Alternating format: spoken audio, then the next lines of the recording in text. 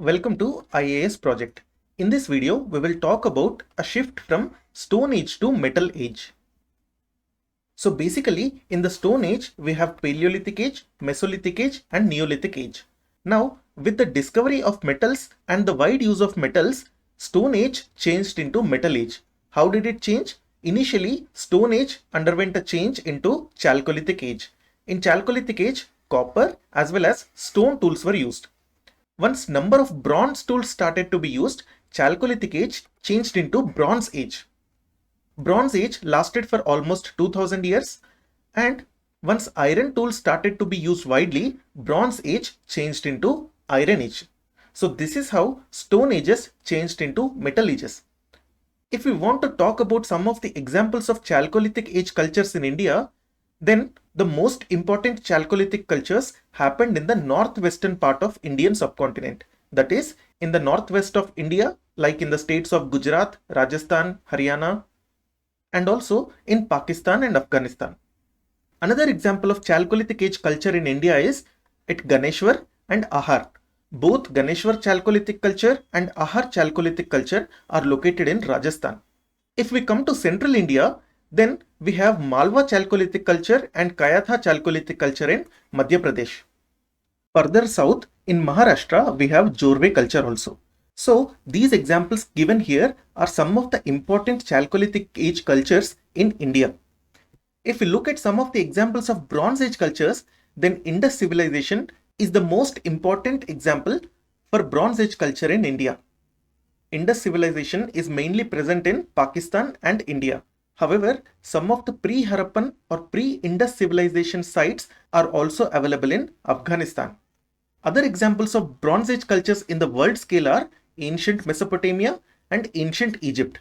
Ancient Mesopotamia was a Bronze Age culture in Iraq, Syria, Kuwait and nearby regions. And ancient Egyptian Bronze Age culture was mainly along the river Nile in Egypt. So these are some of the important Bronze Age cultures.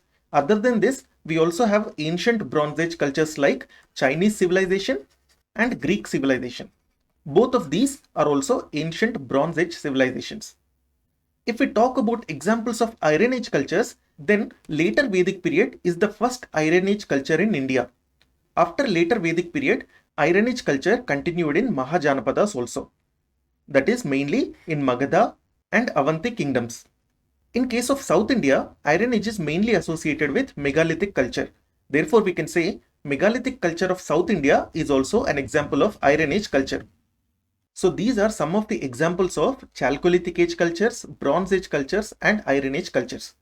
We will talk about Bronze Age cultures first, and then we will come to Chalcolithic Age, and then we will talk about Iron Age cultures. Before going into any particular culture, let's talk about some of the basic features of Metal Age.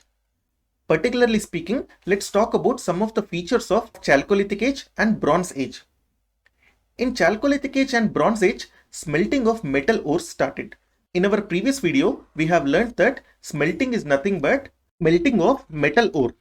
And why do we melt the metal ore? In order to get metal from it.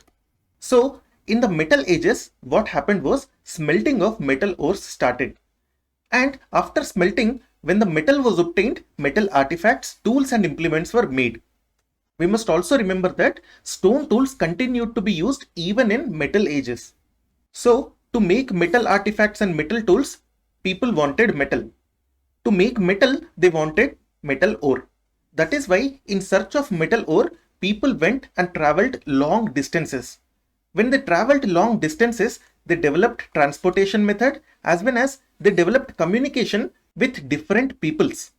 That is why we can say in Metal Ages, because of the increased transport and increased communication, a network of villages or cultures or towns developed. If we talk about Chalcolithic Age, then it was mainly a network of villages. However, if we talk about Bronze Age and Iron Age, it was mainly a network of towns and cities. Because Copper Age or Chalcolithic Age is mainly a rural age or rural culture. However, Bronze Age is an urban culture.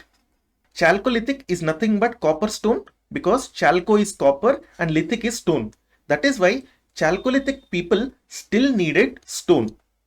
So Chalcolithic cultures generally developed near hills and river valleys because in hills they get stone and in river valleys they easily get water. So many of the Chalcolithic cultures, for example, let's say in the northwestern part of the subcontinent, are mainly located in hills and river valleys. I can give you examples like Kulli culture. Kulli culture is basically a pre-Harappan Chalcolithic culture that developed in the hills of Pakistan. Similarly, Job culture or Null culture. All these are examples of pre-Harappan Chalcolithic cultures that developed in northwestern part of the subcontinent, that is in the present day Pakistan. And all these cultures mainly developed near hills and river valleys because to the people of the Chalcolithic culture, stone was very, very important because they are making many kind of stone tools and stone implements.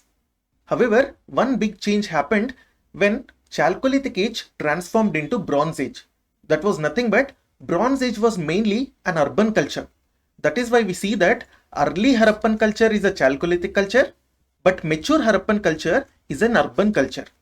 We will talk about this more when we talk about Indus Valley civilization.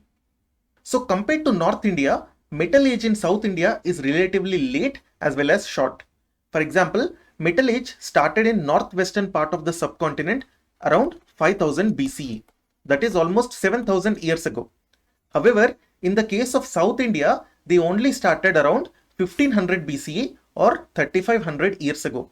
That is why we can say that Metal Age in South India is relatively late compared to North India. Because it is late, it is also short. So here we have seen that Chalcolithic culture is mainly a rural culture, but Bronze culture is mostly an urban culture. Let's talk about what urban actually means. While reading newspaper or while reading books, you often come across words like urban and rural. We generally associate rural with villages and urban with cities.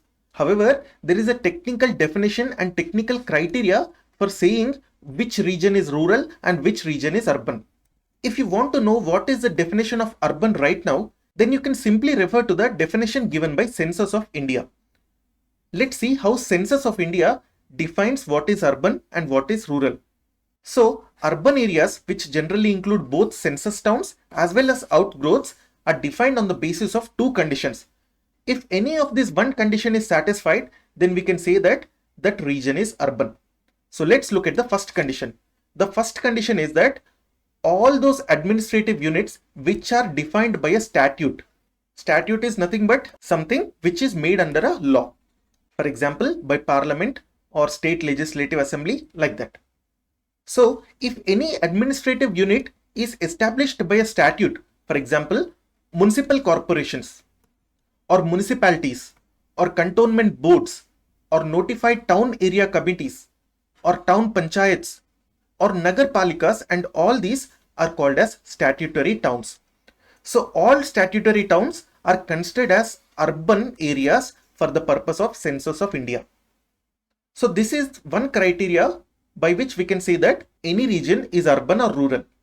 Another criteria is that if any region is not an administrative unit defined by a statute, then it can still be an urban area if it satisfies these three conditions. The first condition is that the minimum population of that area should be at least 5000 people. Moreover, at least 75% of the male main working population should be engaged in non-agricultural pursuits, which means that the number of male people who are working in agriculture should be less than 25%. The remaining 75% or more than 75% can be engaged in occupations other than agriculture. The third condition is that the density of population of the region should be at least 400 persons per square kilometer, or you can say this as 1000 persons per square mile. So if these three conditions are simultaneously satisfied, then that region can be called as urban region. These type of topics are actually favorite of UPSC. That is why they keep asking these type of questions. So Census of India defines urban area in two ways.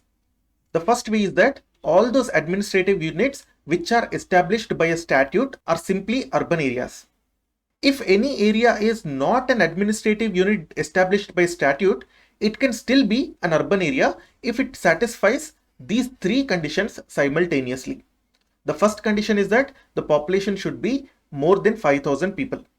The second condition is that more than 75% of male working population has to be engaged in occupations other than agriculture.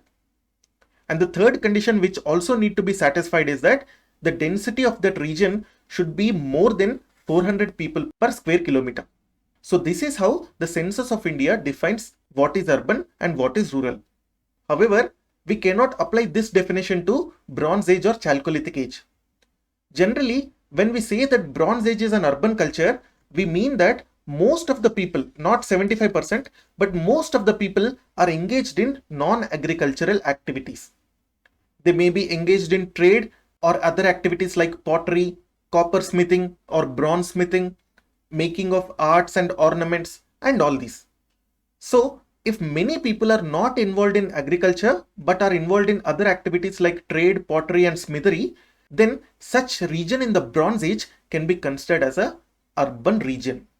So, in the case of Census of India, this definition was basically used in 2000 census, and it is also being continued to use in 2021 census also. As of now, 2021 census is delayed because of COVID-19. Initially, 2021 census was postponed to 2022. Now it is being postponed to 2023 also. So this topic is very important from the point of view of geography. You can expect questions like this in UPSC prelims exam. In this map, you can see some of the ancient Bronze Age civilizations. Let's talk briefly about each of them. The first and the only part of our syllabus is Indus civilization, which is also called as Harappan civilization. Indus civilization mainly developed around the river Indus.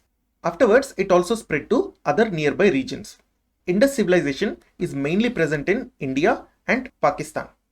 Another important Bronze Age civilization, ancient civilization, is Mesopotamian civilization. Mesopotamian civilization, you can see it here. Mesopotamian civilization mainly developed around two rivers. They are nothing but Tigris and Euphrates rivers. And this civilization developed in Iraq and Syria. If we talk about Egyptian civilization developed around Nile River in Egypt. Ancient China civilization is also a Bronze Age civilization which developed in eastern China around Yellow River. Another important Bronze Age civilization is the Minoan civilization, or we can call it as Greek civilization, or you can also call this as Crete civilization. Minoan civilization or Greek civilization or Crete civilization mainly developed in Crete, which is basically an island in Greece. And this civilization developed around Aegean Sea. Please note here that the remaining four civilizations are associated with the important rivers. For example, Indus civilization is based on Indus River. Ancient Chinese civilization is based on Yellow River. Egyptian civilization on Nile River. Mesopotamian civilization on Tigris and Euphrates River. However, the Minoan civilization is mainly around Aegean Sea. If you like this video, please subscribe. You can download this presentation at IAS Project Telegram channel. The link for this is given in the description below. Thank you.